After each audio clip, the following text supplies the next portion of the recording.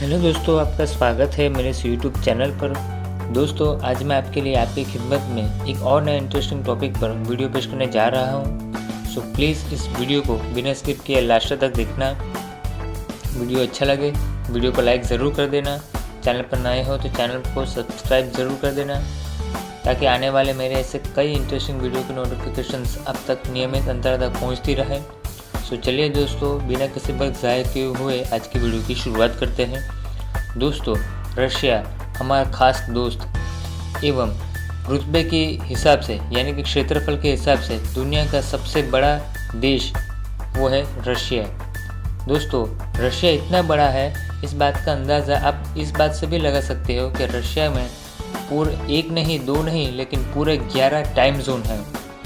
तो चलिए रशिया के बारे में और रशिया और यूक्रेन के बीच जो तनातनी हो रही है उसके बारे में हम डिस्कस करेंगे इस वीडियो के ज़रिए। दोस्तों, जब से व्लादिमीर पुतिन ने रशिया की कमान संभाली है तब से रशिया सोवियत काल से भी काफ़ी ज़्यादा ताकतवर बन गया है। मौजूदा हालत के ऊपर गौर करें तो रशिया और यूक्रेन बॉर्डर पे दोनों देशों के बीच बढ़ते हुए मिलिट्री टेंशन को देख पश्चिमी जगत एवं यूरोपियन यूनियन के काफ़ी सारे देश चिंतित है। रशिया अपने बॉर्डर पर भारी मात्रा में हथियारों, लश्करी वाहन एवं टैंक्स और मिसाइल्स तैनात कर दिए हैं और इसके अलावा रशिया ने 1.5 लाख से भी ज़्यादा सैनिकों को रशिया और यूक्रेन के बॉर्डर पर तैनात कर दिए हैं। तो दूसरी ओर यूक्रेन ने भी ये साफ संदेशा दे दिया है रशिया के प्रेसिडेंट व्लादिमीर पुतिन को, अगर रशिया उनके खिलाफ युद्ध या फिर जंग का ऐलान करता है या फिर युद्ध छिड़ता है तो यूक्रेन उसका मुंह तोड़ जवाब देगा, उसमें कोई कसर बाकी नहीं रखेगा। दूसरी ओर अमेरिका ने भी यूक्रेन को ये चेताया है कि रशिया कभी भी किसी भी समय यूक्रेन पर हमला कर सकता है। हकीकत में नाटो के सदस्य देशों ब्लैक सी में लश्करी कवायद कर रहे हैं, इससे रशिया काफ़ी खफा है। और इसके अलावा यूक्रेन की नाटो के जो देश है, सदस्य देश है, उसके प्रति बढ़ती हुई करीबी देखकर भी पुतिन साहब का दिल ज़रूर टूट गया है। पुतिन साहब ये चाहते हैं कि यूक्रेन पर हमेशा रशिया का ही राज चले, रशिया का ही प्रभुत्व है, ऐसा वो चाहते हैं। और इसके अलावा ब्लैक सी में सभी जो नाटो के देश है वो कवायद कर रहे हैं और रशिया के ऐसे आक्रामक रवैये को देख यूक्रेन ने ब्रिटेन से अरबों डॉलर के शस्त्रों के खरीदने के सौदे कर दिए हैं।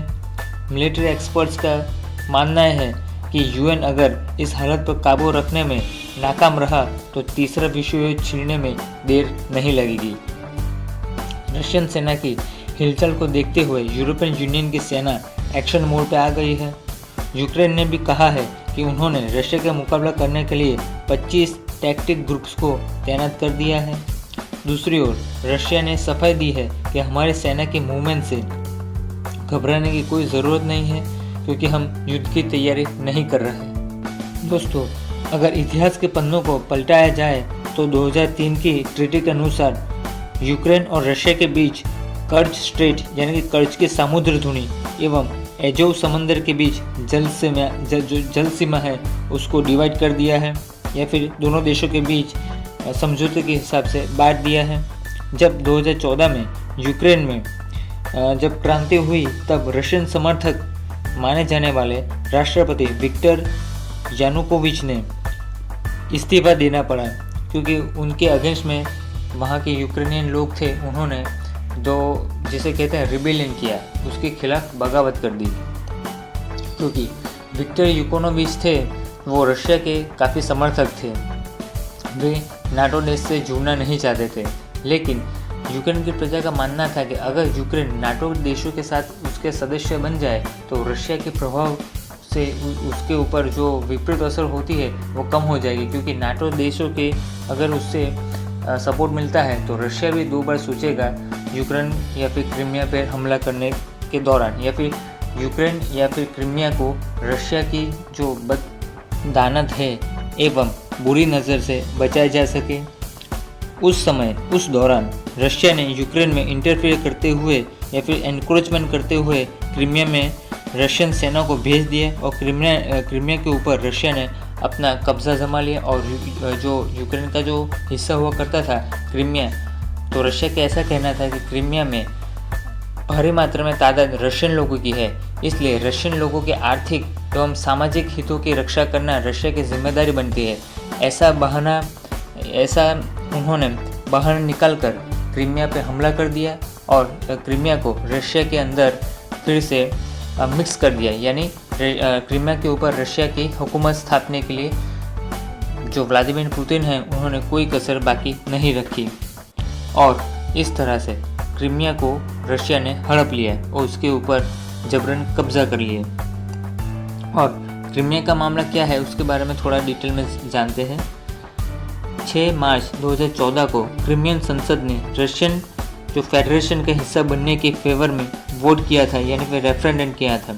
इस रेफरेंडम का आधार लेते हुए रशिया ने मार्च 2018 में क्रीमिया को रशिया में मिला दिया।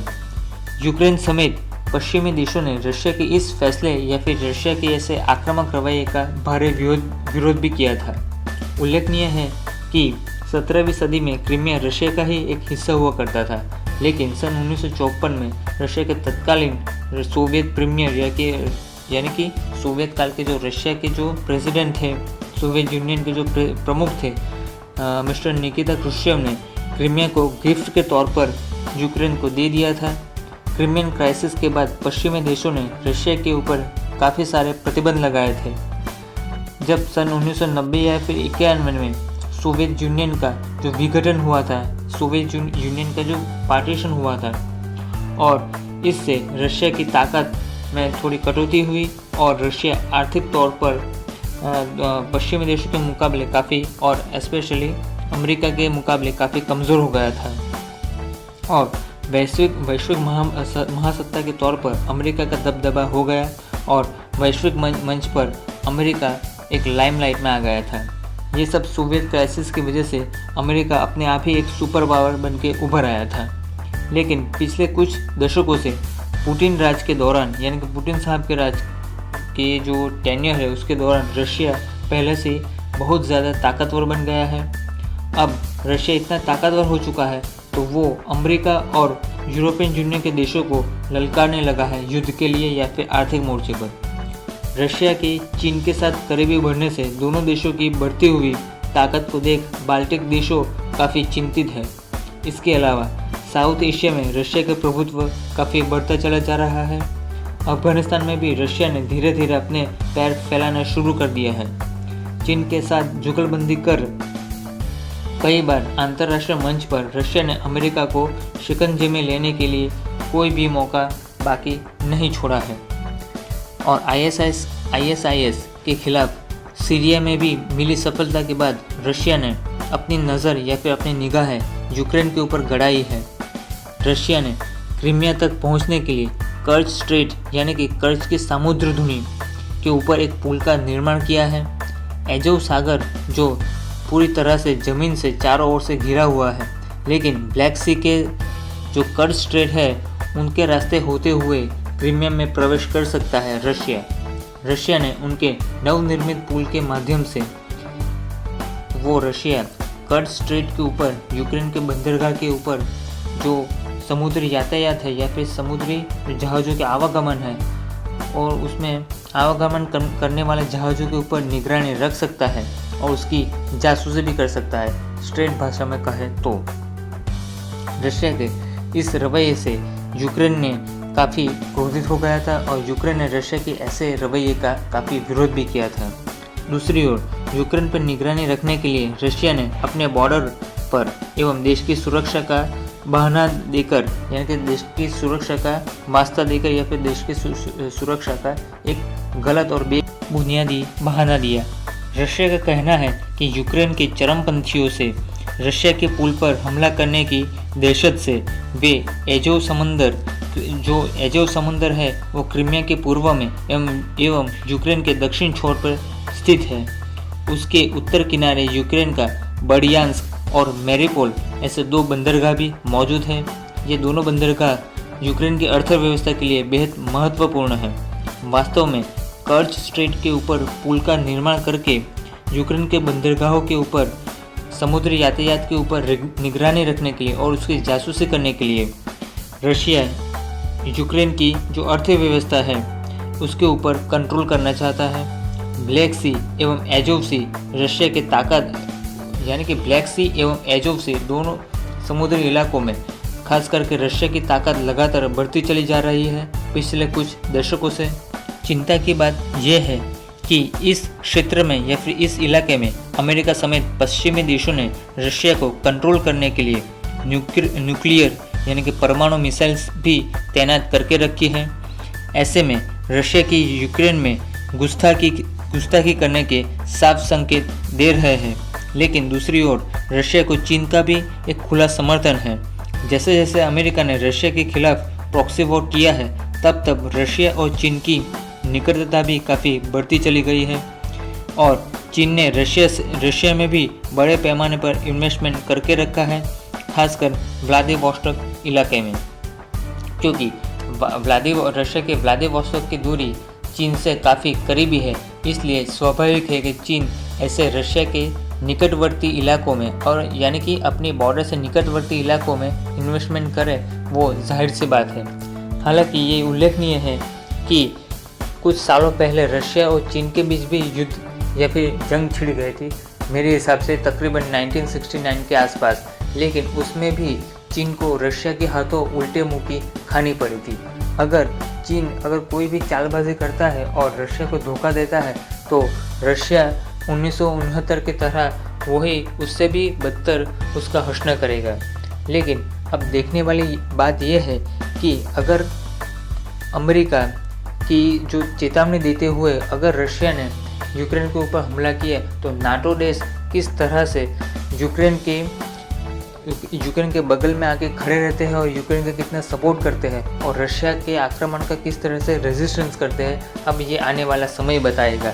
लेकिन रशिया का सिर्फ यही कहना है कि वे यूक्रेन पर बिल्कुल भी हमला करना नहीं चाहता, लेकिन वो अपने देश की जो अपनी मिलिट्री है उसका सामान्य युद्ध अभ्यास कर रही है। तो दोस्तों, कैसी लगी आज की मेरी वीडियो?